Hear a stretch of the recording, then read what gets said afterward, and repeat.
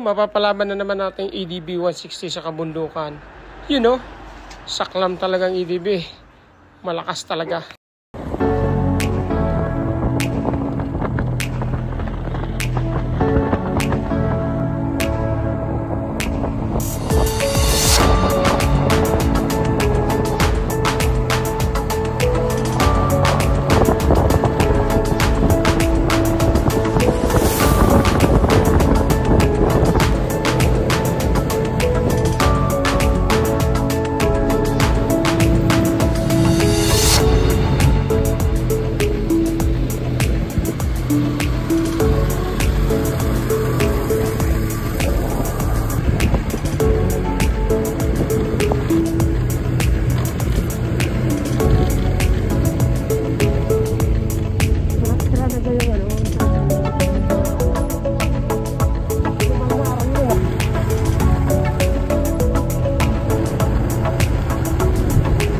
So ayan, ito na.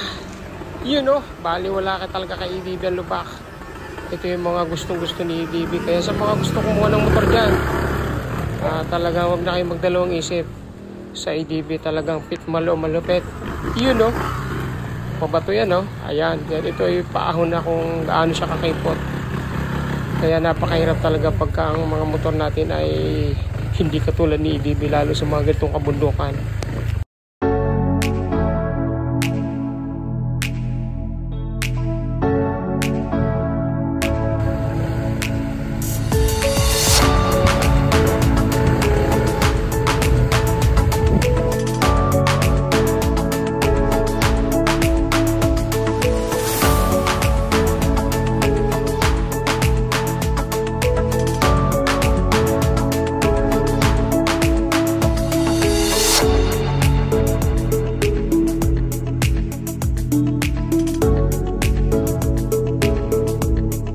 Dito na kami sa aming destination at may natanong kaming batang makulit, ang sarap kurutin. Ayan, aming lalapitan. Hi, talagang hindi kami pinapansin.